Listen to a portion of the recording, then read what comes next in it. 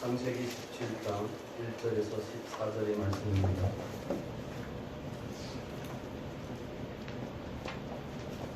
아브라함의 99세 때에 여호와께서 아브라함에게 나타나서 그에게 이르시되 나는 전능한 하나님이라 너는 내 앞에서 행하여 완전하라.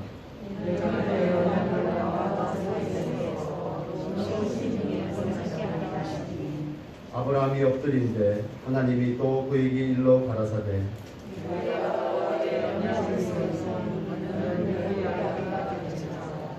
이제후로는 내 이름을 아브라함이라 하지 아니하고 아브라함이라 하리니 이는 내가 너로 열국의 아비가 되게 함이니라. 내가 너로 심히 번성케 하리니 나라들이 내게 쫓아가리라.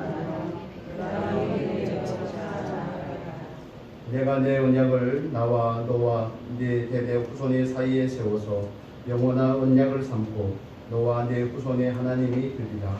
내가 너와 네 후손에게 영원히 구하는 땅 가나안을 영으로 주어 영원한 기업이 되게 하고 나는 그들의 하나님이 되리라. 하나님이 또 아브라함에게 이르시되 그런즉 너는 내 언약을 지키고 내 후손도 대대로 지키라. 너희 중 많은 자는 다 할례를 받아라.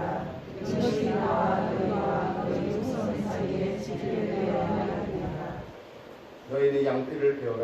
이것이 나와 너희 사이의 언약의 표징입니다.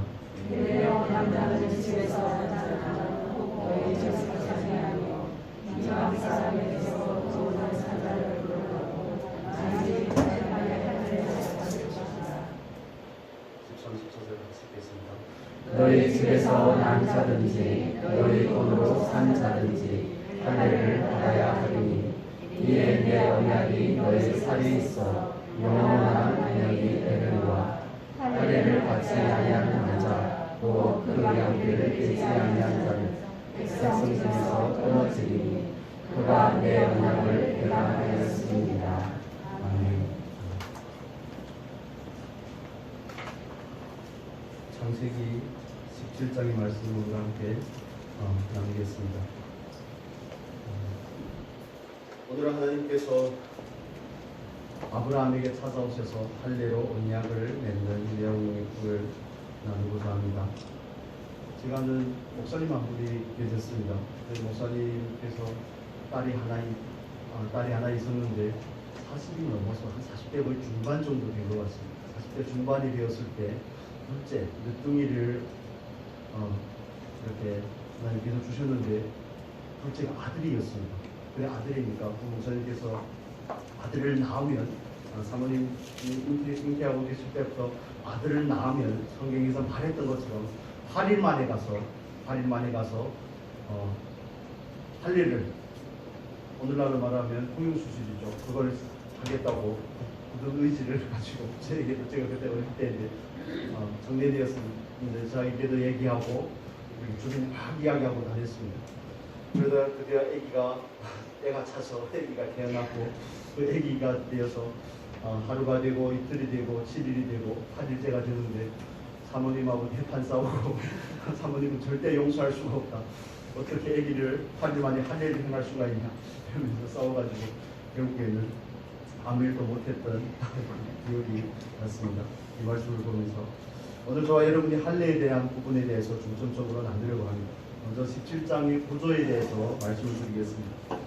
17장에서 하나님께서는 아브라함에게 5번 말씀하십니다. 5번 말씀을 하시는데 5번 하시는 말씀의 가장 중요한 부분, 가운데 있는 부분이 가장 중요하겠죠.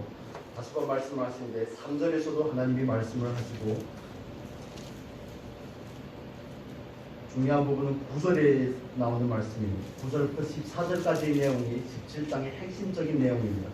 하나님께서 5번 말씀하시는 중에 세 번째 하시는 말씀이 9절에서 14절의 말씀입니다. 즉 17장에서 가장 중요한 내용은 할례에 관한 약속이라는 겁니다.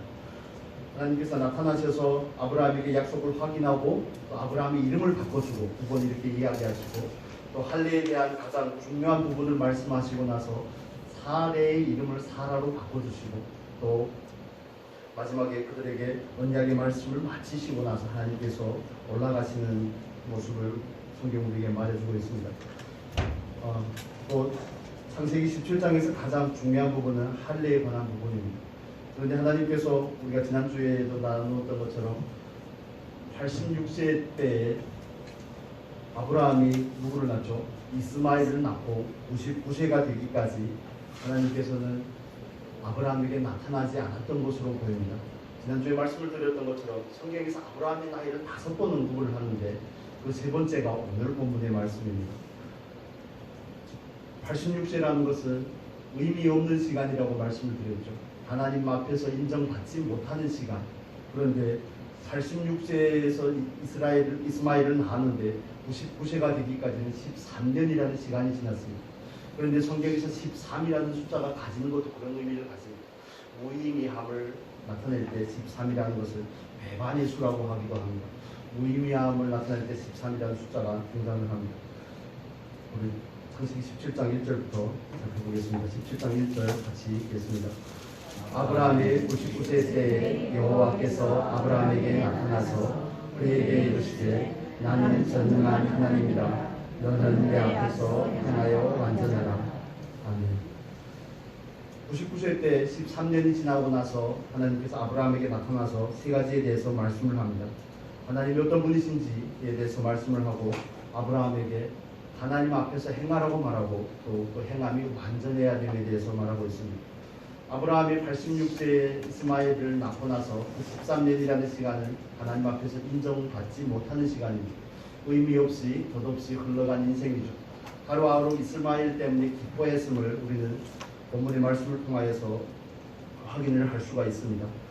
17절의 말씀 한번 볼까요? 18절입니다. 17장 18절의 말씀을 보겠습니다. 아브라함이 이에 하나님께 고하되 이스마엘이나 하나님 앞에 살기를 원하나이다. 노년에 이스마엘을 낳고 아브라함이 얼마나 기뻤는지 이스마엘 때문에 그 13년이라는 기간이 얼마나 꿀같았는지를 암시적으로 우리에게 보여주고 있습니다. 하나님께서는 그에게 약속의 자녀가 태어날 것이라고 말씀을 하였음에도 불구하고 뭔 이 나이에 뭐 아기를 또 준다고 그럽니까? 그냥 이스마엘이나 저 13년이라는 시간 동안 아브라함은 완전히 육신에 빠져있는 시간입니다. 그래서 하나님께서 나타나셔서 아브라함에게 하시는 말씀이 있죠. 나는 전능하신 하나님이라고 말씀을 합니다. 전능하신 하나님이라는 것은 하나님께서 약속하신 그 약속을 아직도 잊지 않고 계시다는 겁니다. 몸이 늙었다고 이야기하지 말라는 거죠. 몸이 늙었고 신약 성경에서 반복해서 말씀하는 것처럼 몸이 죽은 것처럼 되었다고 할지라도 하나님께서 그 약속을 이루실 수 있다는 것을 말씀하고 있습니다.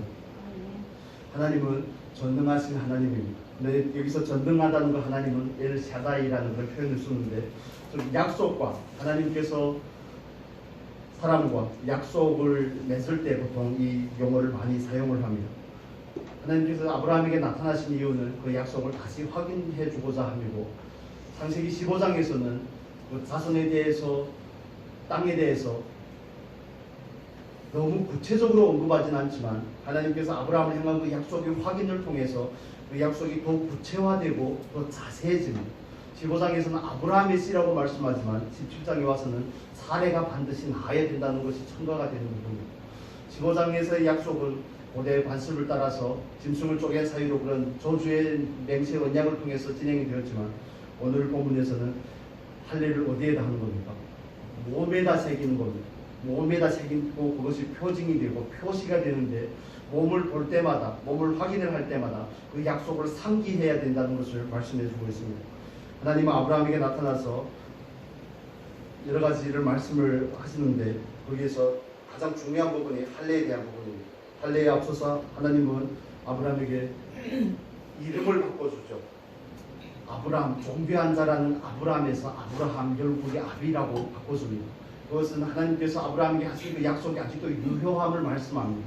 열방으로 그로 큰 민족이 되게 하고 그로 말미암아 누가 온다고 했습니까? 반복적인 약속 가운데서 예수 그리스도가 온다는 그 약속의 확인을 다시 해주고 있는 것입니다.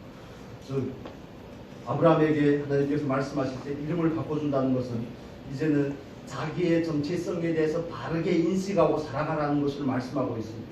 그냥 존귀한 자라는 그 이름을 넘어서서 하나님의 약속을 기억하고 약속 안에서 자기의 정체성을 확인을 하라는 겁니다.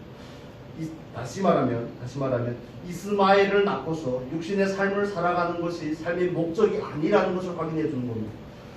하나님은 전능하신 하나님이시고 내 앞에서 행하여 완전하라고 하실 때 그 이름을 바꿔줄 때는 그 이름에 걸맞는 삶으로 살아가야 됨을 강조하고 있는 겁니다.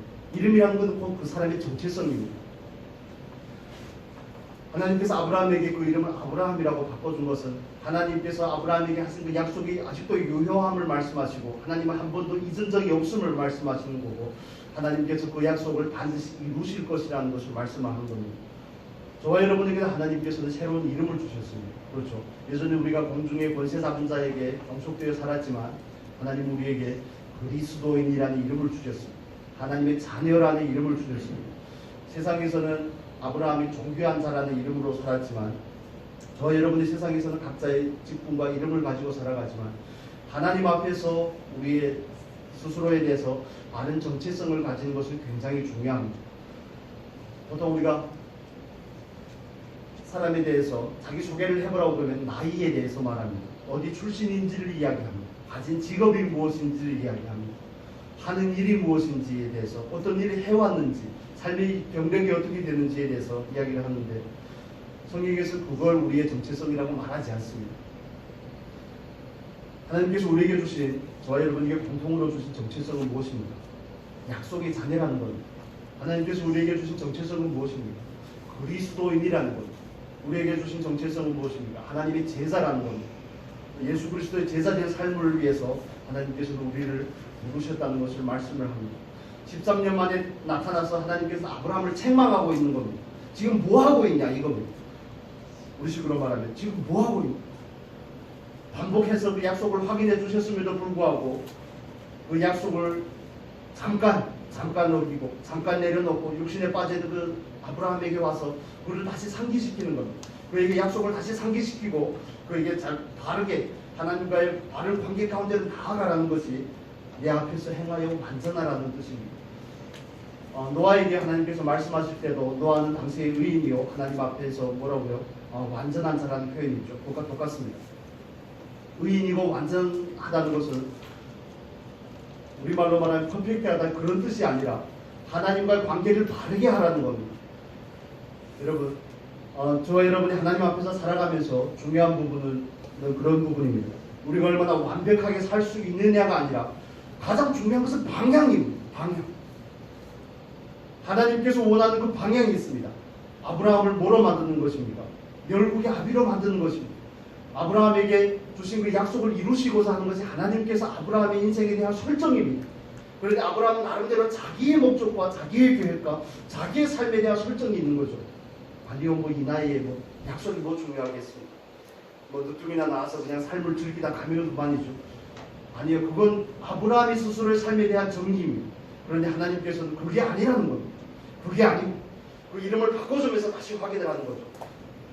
내가 너를 부를 때에는 열국의 아비가 되게 하기 위하여, 너를 통하여서 여러 왕이 나게 하기 위하여, 너를 통하여서 여자의 후손이 예수 그리스도가 오게 하기 위하여, 모든 족속이 너로 인해서 복을 받게 하기 위하여 하나님께서 부르셨다는 사실을 확인해 주는 겁니다. 그냥 종교한 자로서만 머무를 것이 아니라 종교한 자라는 그 정체성을 넘어서서 약속의 자녀, 약속을 받은 사람의 정체성, 하나님의 백성이라는 그 정체성, 저와 여러분으로 말하면 그리스도인이라는 정체성, 하나님께서 우리를 부르셔서 우리가 하나님의 은혜를 누리고 만족하는 것만으로 머무는 것이 아니라 더 나아가서 우리가 복음의 통로가 되기를 원하시는 것이 하나님께서 아브라함을 향한 목적이었고 저와 여러분을 향한 목적인 줄로 믿습니다. 이 시간 우리는 우리의 정체성에 대해서 다시 한번 확인할 수 있기를 바랍니다. 여러분, 우리는 우리를 어떻게 인식을 해야 될까요? 여러분은 누구십니까? 여러분의 정체성은 누가 규정을 하는 겁니까? 누가 정해주는 겁니까? 세상에서 정해주는 겁니까? 아니면 이웃들이, 신지들이, 주변 사람들이 정해주는 겁니까? 아니면 하나님 앞에서 다시 발견이 되어야 되는 것입니다. 이 시점에 우리가 읽어보면 좋을 책이 있습니다. 책에 접해서 내가 누구인지 이제야 알았습니다. 저자가 닐 앤더슨 맞을 겁니다. 아마. 그 책을 처음에 저는 그 책을 처음에 그 책을 읽지 않고 그 책에 있는 내용만 접했었는데 그 책을 읽고 많은 감동을 받았던 적이 있습니다. 그 책에서 반복해 저자가 이야기하고자 하는 것이 그겁니다. 당신은 누구십니까? 이렇게 질문하면서 시작을 하는데 나이도 내가 아니요, 내가 어디에 출신인지도 내가 아니요, 내가 가진 직업도 내가 아니고 정체성이라는 것은 오직 하나님 앞에서 발견이 된다는 겁니다. 누구의 부모요, 누구의 남편이나 아내요 이런 것이 아니라 하나님께서 나를 누구라 하느냐가 더 중요하다는 사실을 오늘 본문에서는 하나님께서 아브라함에게 확인을 시켜주고 있는 겁니다.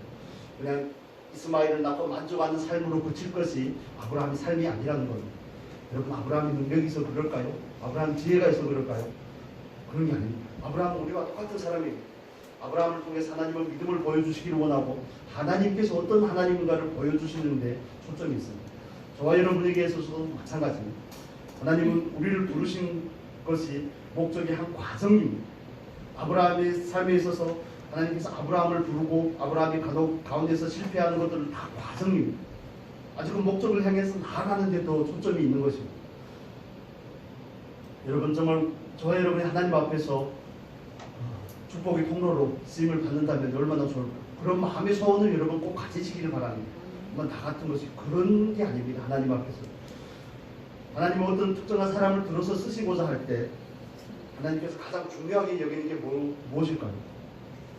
하나님께서 쓰시고자 하는 사람들에는 공통적인 특징을 가지고 있습니다. 공통적인 특징은 오늘 본문에서 아브라함이 하나님께서 할례의 약속을 했을 때 그날의 즉시 할례를 함으로 보여주고 있습니다. 이 말씀 먼저 보겠습니다. 23절 보겠습니다. 23절